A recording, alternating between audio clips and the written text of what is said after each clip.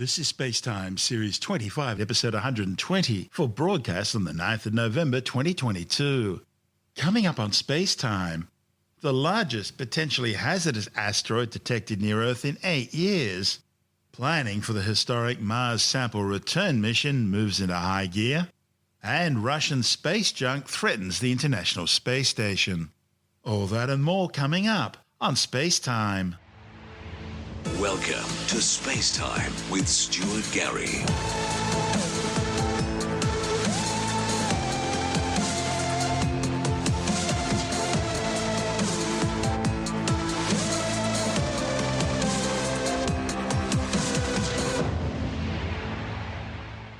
Astronomers have detected 3 near-Earth asteroids hiding in the glare of the Sun, including a 1.5 kilometre wide monster which could one day pose a threat to Earth.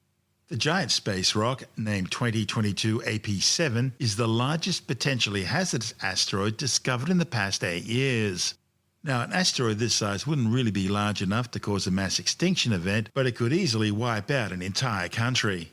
The discovery was made during twilight observations by the Dark Energy Camera at the National Science Foundation's Stratolaunch Inter-American Observatory in Chile. These near-Earth asteroids are part of an elusive population that lurks inside the orbits of Earth and Venus. Now, the problem is this is a notoriously challenging region for observation. That's because asteroid hunters have to contend with the glare of the Sun. But by taking advantage of the brief yet favourable observing conditions during twilight, astronomers were able to spot this elusive trio of near-Earth asteroids. As well as the 1.5 kilometre wide 2022 AP7, they also discovered 2021 LJ4 and 2021 PH27, which are both on orbits that safely remain completely inside of Earth's orbit. And as an added bonus, PH27 has the closest known orbit of any asteroid to the Sun. And that's exciting because it means it also undergoes the largest general relativity effects of any object in our solar system. Albert Einstein's general theory of relativity explains how massive objects warp the fabric of space-time and how this influenced the motions of objects in the universe. In our solar system, this influence is directly measurable through the precession of the orbit of the planet Mercury, which cannot be accurately explained simply using Newtonian physics. The study's lead author Scott Shepard from the Carnegie Institute says the Twilight Survey has scoured an area within the orbits of Venus and Earth, searching for asteroids, and it's already found several, including 2 a kilometre across or more, a size Shepard likes to refer to as planet killers. And he feels sure there are likely to be a few more near-Earth asteroids of similar size out there yet to be found. Only around 25 asteroids with orbits completely within Earth's orbit have so far been discovered, and that's all because of the difficulty of observing near the glare of the Sun. It means finding asteroids in the inner solar system is a daunting observational challenge. When you think about it, astronomers really only have 2 brief 10-minute windows every night and morning to survey this area.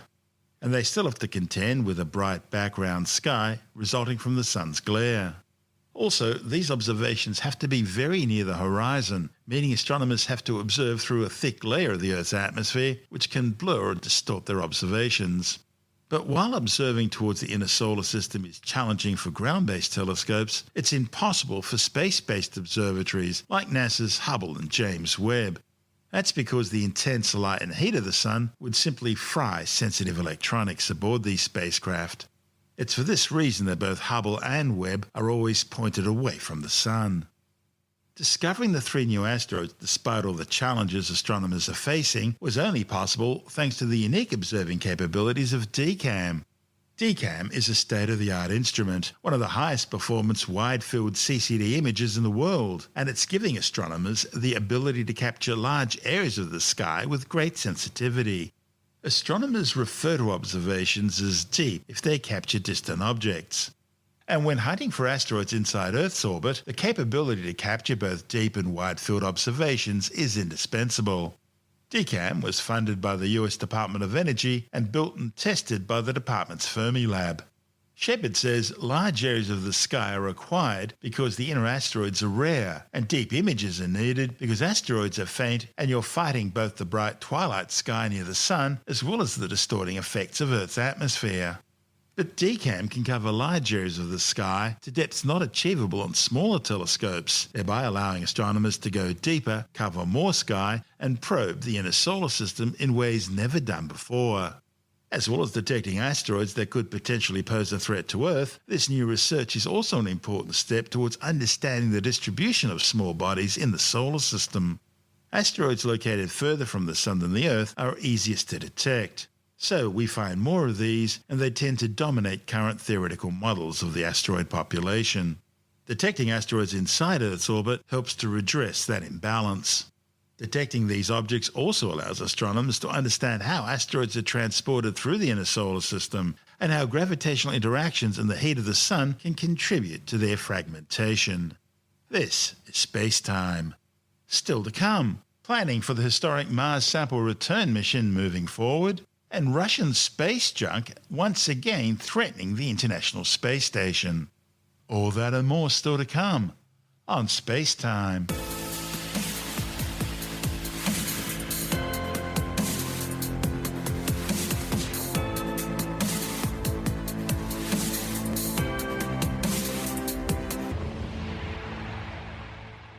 The next step in the unprecedented campaign to return scientifically selected samples from Mars has been taken, with a formal agreement signed between NASA and the European Space Agency.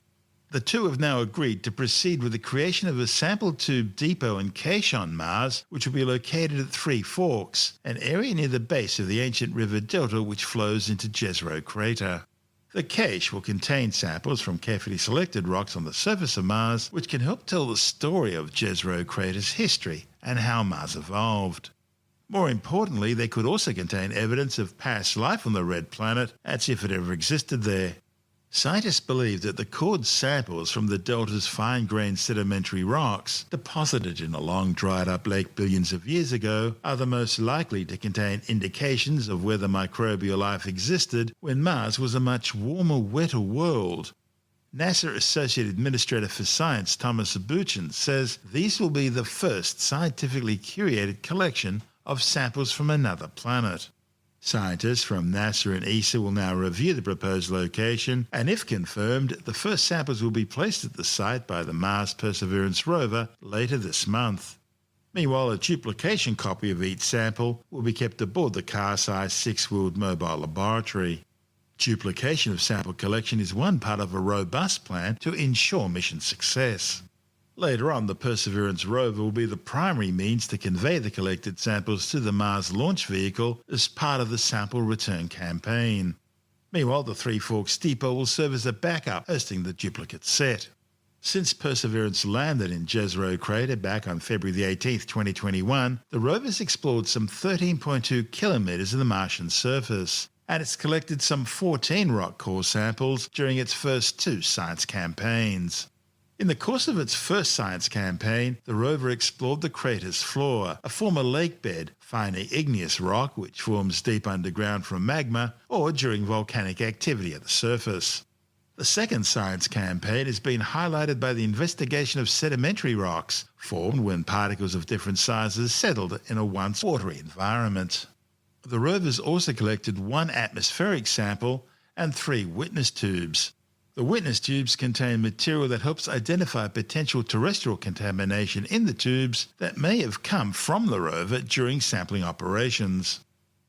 Next, Perseverance will travel to the top of the delta, to an area that satellite imagery suggests is geologically very rich and loaded with sediments washed into the delta from further upstream.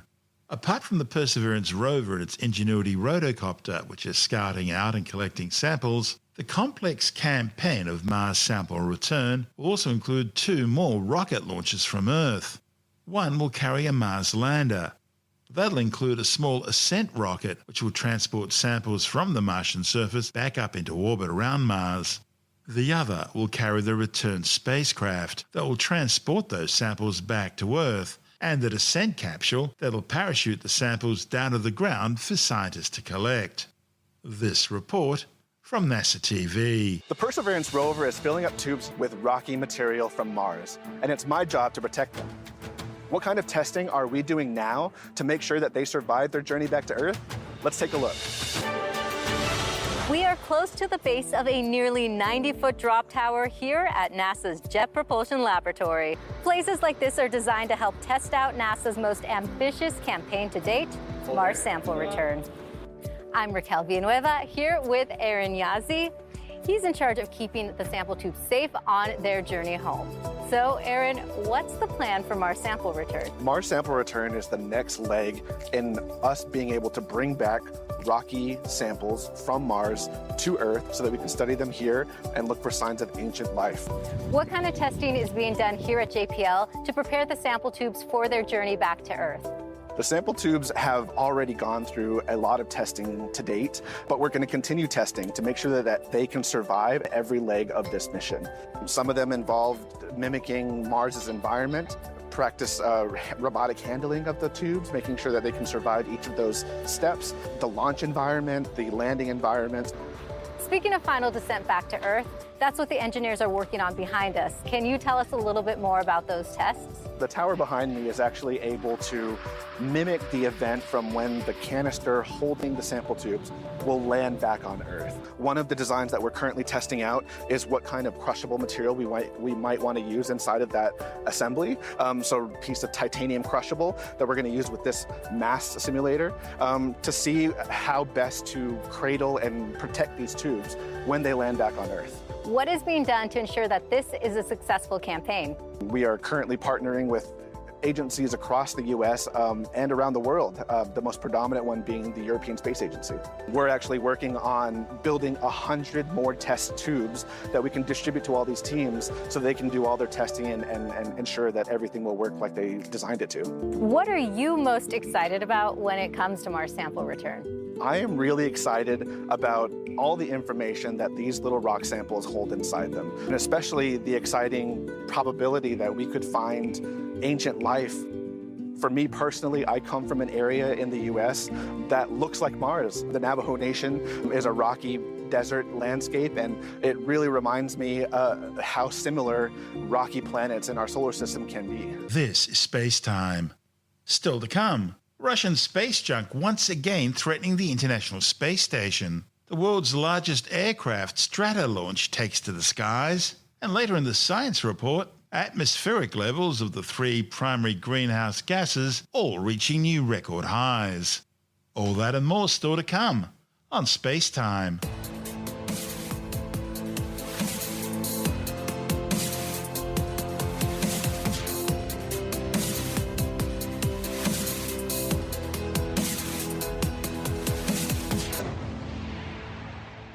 The International Space Station has been forced to undertake emergency action to avoid dangerous debris from a Russian anti-satellite missile test. Mission managers fired the Progress MS-20's thrusters for a 5-minute and 5-second burn in a predetermined deorbit avoidance maneuver to ensure the orbiting outpost would fly clear of the fast-approaching space junk. The debris was part of the Russian Cosmos 1408, a Soviet-era electronic signals intelligence gathering spy satellite, which was deliberately destroyed in a highly criticized anti-satellite missile test by Moscow last year. The threat of potential collision with this debris cloud has forced the crew of the International Space Station to seek shelter in their escape capsules on several occasions as the orbiting outpost flies past the cloud. There are millions of fragments of space junk ranging in size from tiny paint chips through to giant spent rocket stages now orbiting the planet, and they all pose a threat to space navigation. Scientists can track the larger pieces of debris, those a few centimeters or more in size, but the millions of smaller bits and pieces are simply flying through space at 28,000 kilometers per hour, faster than a speeding bullet, and able to do just as much damage. The world's largest aircraft, the twin fuselage 6-engine Stratolaunch Roc, has undertaken its maiden integrated test flight in the skies above California's Mojave Desert. The test flight saw the giant aircraft, which is a wingspan larger than a football field, carry the Talon A prototype of the planned air-launched Talon hypersonic vehicle. Stratolaunch will ultimately be used to drop-launch rockets carrying payloads into orbit. The Scout composite sport aircraft is designed to carry ALTO or air-launched-to-orbit rockets up to 250 tons in mass. They're carried on a centre pylon between the two fuselage segments beneath the 117-metre-long wingspan. The 5-hour test flight took off from the Mojave Air and Spaceport carrying the 8.5-metre Talon prototype to an altitude of 7 kilometres or 23,000 feet. The mission was the 8th test flight for the Stratolaunch Roc.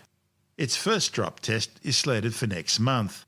That'll be followed by a hypersonic test of the Talon early next year, with commercial operations expected to begin before the end of 2023. We'll keep you informed. This is SpaceTime.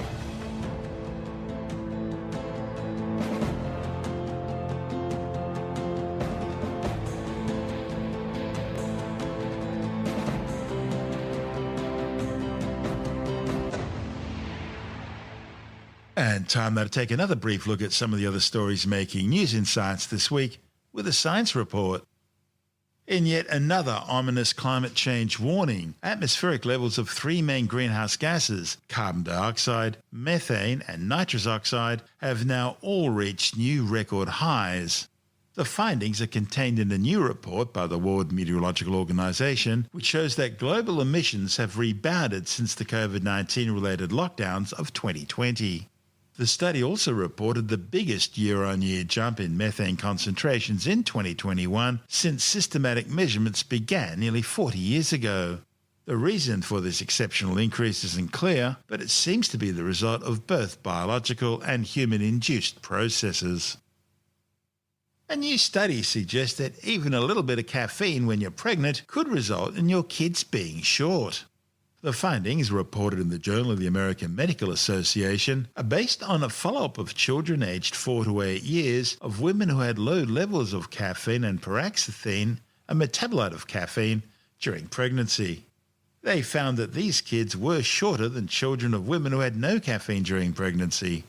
Although the clinical implications are unclear for the relatively small observed differences, the authors say the findings do suggest that small amounts of daily maternal caffeine consumption are associated with shorter stature of their offspring that persists into childhood. A new packaging process could help pasta last up to 30 days longer. The fresh pasta we see in the fridge aisle undergoes a special packaging process to keep it fresh.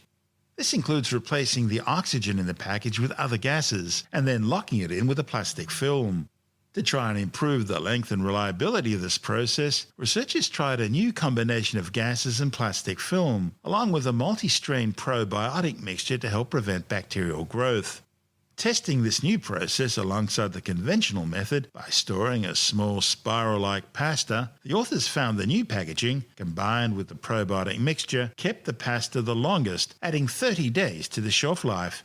A report in the journal Frontiers in Microbiology says the technique could be used at the industrial level to prevent food waste from pasta going off too soon. A new study shows that almost 76% of PCs around the world are running on the Windows operating system. However, the study also found just 15% are running on the current Windows 11.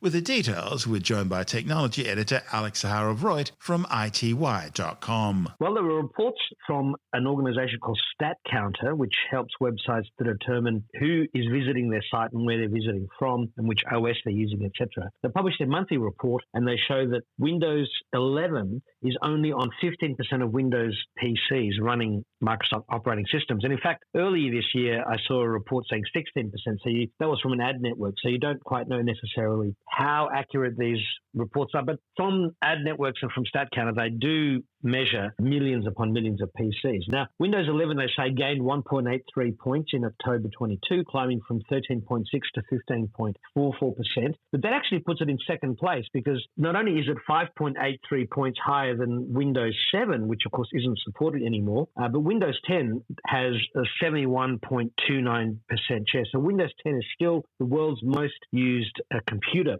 operating system. The rest of it was Windows 8, 8.1 and XP. Windows 8.1 holds 2.51%. Windows 8's got 0.69%. And incredibly, Windows XP still runs on 0.39% of all PCs. How does this compare with Linux and Mac OS? Well, Mac OS is 15.74%. Linux is 2.6%. Chrome OS on Chromebooks is 2.38%. And that compares against Windows, which with all its versions holds a 75.93% share. And that data does differ, as I said to you before, from the earlier data from Ad Duplex and Ad Serving Network, and they say that Windows 11 has more than 23%.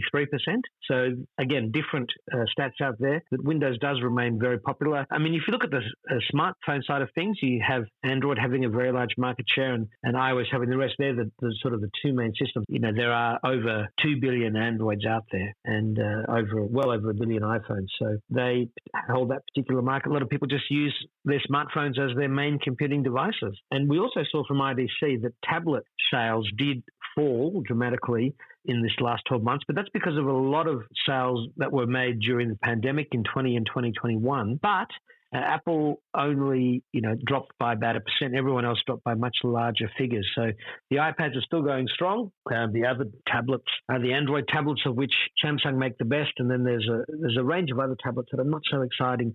And Google's Pixel tablet is due to come out in 2023. And then we also have in the Windows world a lot of those two-in-one devices where the keyboard can flip underneath the screen and you can hold your Windows PC as a tablet. But despite Microsoft's best attempts to get people to use Windows PCs in that way, most Windows PCs are used as traditional Windows PCs. I mean, the best value Windows computers out there, under $1,000 in Australia, sort of close to $1,000, but under $1,000. Those ones come with Core i7 chips, 256 gig or 512 gig of SSD, etc. But you won't find a touchscreen on them. They're just keyboard and mouse because touchscreens are a nice to have, not a definite must have when it comes to a desktop computer or desktop style laptop, as in having the desktop interface. Whereas on Androids and iPads, it's just a different ballgame, and that's where all of the true software is being written. It's all being written to run on smartphones and tablets. So interesting to see Windows 11 is not quite as popular as Microsoft would like, but it's still out there. I helped a friend buy one the other day for their business, and they had a sort of a 7 or 8 year old Windows 7 PC, which we had upgraded to Windows 8. And this Acer computer was a dream, nice and fast, smooth. Even though it was so slim on the side, they still managed to put in an Ethernet port. It had a little sort of a catch that folded down so it could squeeze the Ethernet jack in, and it works like a treat. So, I mean, there are great value computers out there, but people have to look these days. Are they buying a new iPad? Are they buying a phone? Are they buying a Mac? And are they buying a PC? But the good news is we have plenty of choice. That is the most important thing. I'd hate to be in a world where we just had one choice and that was it. That's Alex Zaharov-Reut from ITWire.com.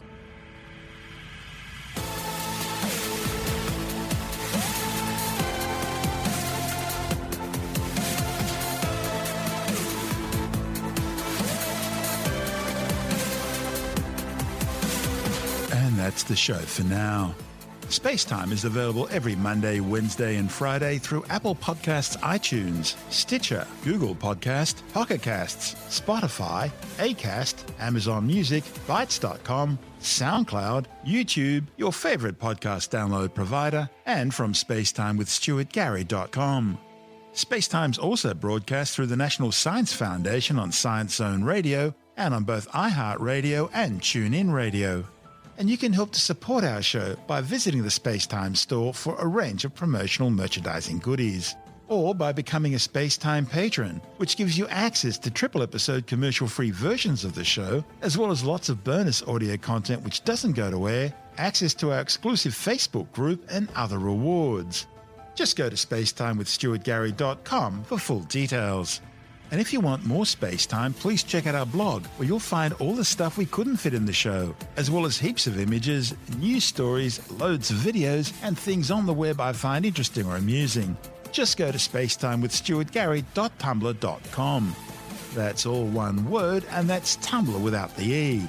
You can also follow us through @StuartGary on Twitter, @SpaceTimeWithStuartGary on Instagram, through our SpaceTime YouTube channel, and on Facebook, just go to facebook.com/SpaceTime with Stuart Gary.